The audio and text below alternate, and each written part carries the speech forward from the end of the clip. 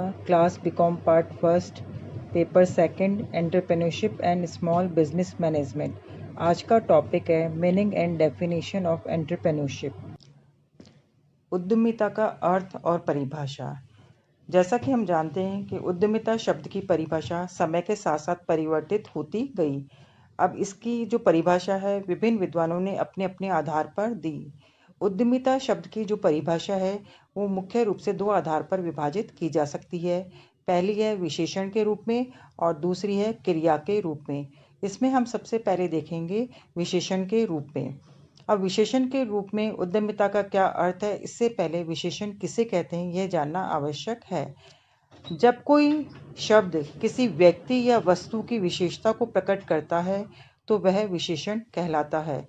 अब इसके अंतर्गत उद्यमिता शब्द भी किसी व्यक्ति की विशेषता को प्रकट करता है।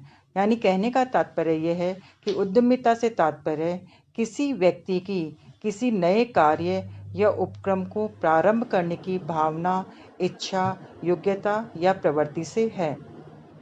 तो कहने का तात्पर्य है कि उद्यमिता के अंतर्गत जब कोई व्यक्ति किसी नए कार्य या उपक्रम को प्रारंभ करने की भावना या इच्छा रखता है तो उसकी इस प्रवृत्ति को ही उद्यमिता के नाम से जाना जाता है। अब इसमें हम सबसे पहले देखेंगे कि प्रोफेसर गायकवाड़ ने क्या परिभाषा दी है।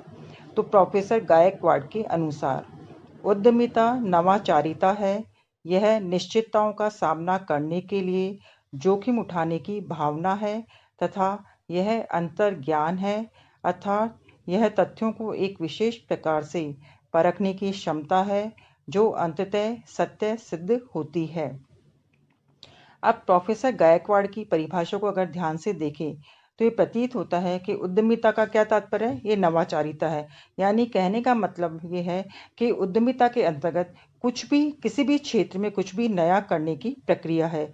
इसके अंतर्गत जो विभिन्न प्रकार की जो निश्चितता है अनिश्चितता है उनका सामना करने के लिए जोखिम उठाने की भावना है और ये विभिन्न प्रकार के जो वातावरण में तथ्य हैं उनको विशेष प्रकार से परखने की क्षमता होती है। तो इस प्रकार से हम कह सकते हैं कि उद्यमिता से तात्पर्य व्यक्ति की जोखिम उठाने की उस भावना, प्रवृत्ति, इच्छा आदि से लगाया गया है जो उसे नवाचार करने, नया उपक्रम प्रारंभ करने हेतु प्रेरित करती है। तो ये तो होगी विशेषण के रूप में उद्यमिता की परिभाषा। अब इसी का नेक्स्ट पॉइंट है क्रिया के रूप में। अब कुछ विद्वानों ने उद्यमिता को क्रिया के रूप में भी परिभाषित किया है। क्रिया के रूप में उद्यमिता से तात्पर्य उद्यमिता किसी नए उपक्रम को स्थापित और संचालित करने की जोखिम उठाने की प्रक्रिया है। अब इसके अंतर्गत हम प्रोफेसर मुसेलमान और जैक्सन की परिभाषा का देखेंगे। मुसेलमान और जैक्सन के अनुसार किसी व्यवसाय को प्रारंभ करने तथा उसे सफल बनाने के लिए उसमें समय, धन और प्रयासों का निवेश करना और जोखिम उठाना उद्यमिता है।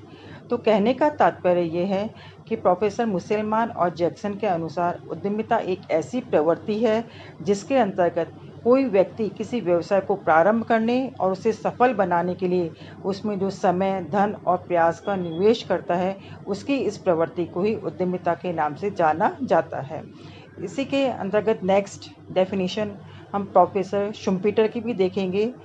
प्रोफेसर शुम्पीटर के अनुसार उद्यमिता एक नवाचारी कार्य है। यह स्वामित्व की अपेक्षा नेतृत्व कार्य है। यानी शुम्पीटर ने उद्यमिता को एक नवाचारी कार्य माना है। नवाचारी किसी भी क्षेत्र में हो सकता है, वो नए नए उपक्रम खोलना, नए व्यावसायिक संस्थान खोलना या उत्पादन का नई नई प्रक्रिया ढूंढना या कच्चे माल के नए नए स्रोत ढूंढना या जो नए नए कस्टमर्स को सर्च करना, नए नए बाज़ारों को सर्च करना, यानी नवाचारी का कार्य किसी भी क्षेत्र में हो सकता है।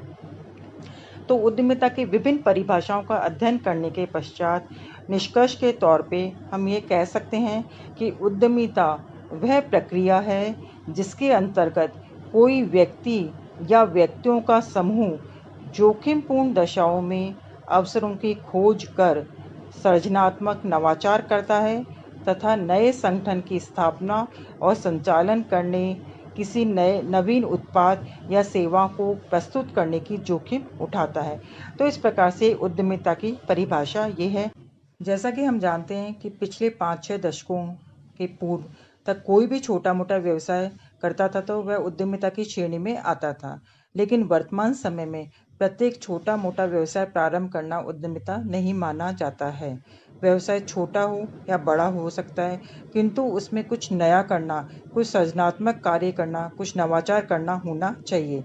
यानी कहने का तात्पर्य यह है कि कोई भी कार्य या व्यवसाय जब किसी नए प्रकार की उपयोगिता या संतुष्टि का सर्जन करेगा, तभी उसे उद्यमिता माना जाएगा। नेक्स्ट है निगमी उद्यमिता अथवा इंट्राप्रेन्योरशिप, यानी कॉर्पोरेट एंटरप्रेन्योरशिप और इंटर्न इंट्राप्रेन्योरशिप। जैसा कि हम जानते हैं, उद्यमिता एकाकी व्यक्तियों तक ही सीमित नहीं है। विद्यमान व्यावसायिक संगठन में उद्यमिता को अपनाते हैं और प्रेरित करते हैं। विद्यमान संगठनों में कई प्रबुद्ध और प्रतिभाशाली प्रबंधक और कर्मचारी कार्य करते हैं। वे संस्था में कुछ नया करना चाहते हैं, अपनी भावनाओं और अपने सपनों को मूर्त रूप देना चाहते हैं। वे अपने कार्य में और स्वतंत्रता चाहते हैं, इसलिए वो कई बार सोचते हैं कि नौकरी छोड़कर वे अपना ही अलग व्यवसाय करके अपनी जो डिफरेंट जो इच्छाएं उनको फुलफिल कर ले। किंतु अच्छी संस्थाओं के जो उच्च प्रबंधक हैं, उनकी इन भावनाओं को समझ लेते हैं और उन्हें स्वतंत्रता और स्वायत्तता के साथ अपने सपनों को साकार करने हेतु कुछ इनोवेशंस करने का अवसर देते हैं। इसी से निगमी उद्यमिता का जन्म हो जाता है। अब सबसे पहले हम देखेंगे निगमी उद्यमिता क्या होती है। निगमी उद्यमिता, जिसे इंट्राप्रेन्योरशिप के नाम से भी जाना जाता है, का विकास पिछले कुछ दशकों में ही हुआ है। वस्तुतः इसका जन्म अमेरिका में 70 के दशक के उत्तरार्ध में हुआ है। इस शब्द का उपयोग उस उद्यमिता के लिए किया जाता है जो किसी विद्यमान उपक्रम या संगठन में विकसित होती है। अब विभिन्न विद्वानों ने इसकी निगमी उद्यमिता की परिभाषा अलग अलग अर्थों में दी है।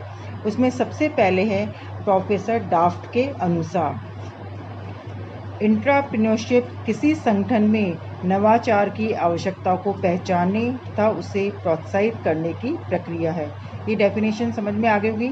यानी इंट्राप्रेन्योरशिप, निगमी उद्यमिता से तात्पर्य ऐसी उद्यमिता से है जो किसी संगठन में नवाचार की आवश्यकता को पहचानते हैं और उसे प्रोत्साहित करने की प्रक्रिया होती है। नेक्स्ट डेफिनेशन है डॉलिंगर के अनुसार, इंट्राप्रेन्योरशिप वह उद्यमिता है जो किसी निगमीय व्यवस्था में जन्म लेती है। इंट्राप्रेन्योरशिप किसी बड़ी कंपनी में आंतरिक बाजारों तथा अपेक्षाकृत छोटे स्वायत्तशासी या अर्ध स्वायत्तशासी व्यावसायिक इकाइयों का विकास है, जिनमें उस कंपनी के संसाधनों से उत्पादों, सेवाओं अथवा तकनीकों का नवीन विधि से उत्पादन किया जाता है। तो इन विभिन्न परिभाषाओं के आधार पर निष्कर्ष के तौर पे हम कह सकते हैं कि निगमी उद्यमिता वह उद्यमिता है जो किसी बड़ी कंपनी या निगम में जन्म लेती है। इस उद्यमिता के परिणाम स्वरूप उस कंपनी के प्रबंधक या कर्मचारी कुछ नवाचार करते हैं और उसी कंपनी के अधीन ही उस कंपनी के संसाधनों से ही किसी नए उपक्रम की स्थापना करते हैं या किसी नवीन उत्पाद, सेवा या तकनीक का उत्पादन करते हैं। तो आप लोगों को ये क्लियर हो गया होगा कि निगमी उद्यमिता से क्या तात्पर्य है। अब निगमी उद्यमिता की डेफिनेशन के बाद में इसकी विभिन्न विशेषताएं कौन कौन सी होती है उसके बारे में हम चर्चा करेंगे। तो निगमी उद्यमिता की विभिन्न विशेषताओं में कुछ विशेषताएं इस प्रकार से है। पहली है, निगमी उद्यमिता एक ऐसी उद्यमिता है जो किसी विद्यमान संगठन में जन्म लेती है। मतलब कहने का तात्पर्य है कि जो एग्जिस्टिंग ऑर्गेनाइजेशन है या जो एग्जिस्टिंग कंपनी है, उस कंपनी में ही इस प्रकार की उद्यमिता जन्म लेती है। नेक्स्ट है, इस उद्यमिता में किसी विद्यमान संगठन के प्रबंधक या कर्मचारी किसी नवाचार को करने एवं नया उपक्रम स्थापित और संचालित करने का साहस करते हैं। इसका तात्पर्य यह है कि इसके अंतर्गत जो एग्जिस्टिंग ऑर्गेनाइजेशन है या एग्जिस्टिंग कंपनी है, उसमें जो प्रबंधक या कर्मचारी कार्य करता है, और जो कुछ नया करना चाहता है तो वो कुछ नया इनोवेशन करता है। तो नया इनोवेशन करके वो या तो किसी नए उपक्रम की स्थापना और संचालित करने का साहस करने का प्रयास करता है। नेक्स्ट पॉइंट है, इस उद्यमिता में वह विद्यमान संस्था ही संसाधनों को जुटाती है। यानी जो विद्यमान संगठन में कार्य करने वाला प्रबंधक या कर्मचारी है, वो कुछ इनोवेशन करना चाहता है, तो इनोवेशन करने के लिए उसको जो डिफरेंट रिसोर्सेज है, वो डिफरेंट रिसोर्सेज वो विद्यमान संस्थाएं उपलब्ध कराती है। नेक्स्ट है, इस उद्यमिता की जोखिम को भी वह विद्यमान संगठन ही वहन करता है। ये तो क्लियर हो गया होगा आप लोगों को। नेक्स्ट पॉइंट है, इस उद्यमिता से विद्यमान संगठन में अन्य उपक्रमों या इकाइयों का गठन होता है। यानी वह प्रबंधक या कर्मचारी जिस संगठन में कार्य कर रहा है और जहाँ पे उसने इनोवेशन किया है, उस इनोवेशन के द्वारा नए उपक्रमों या इकाइयों का भी गठन हो सकता है। नेक्स्ट है, इस उद्यमिता के कारण प्रबंधकों या कर्मचारियों में पहलपन करने और नए विचारों को क्रियान्वित करने का अवसर मिलता है। ठीक है, ये इसकी विभिन्न विशेषताएं हो गई, ये आप लोगों को क्लियर हो गई होगी।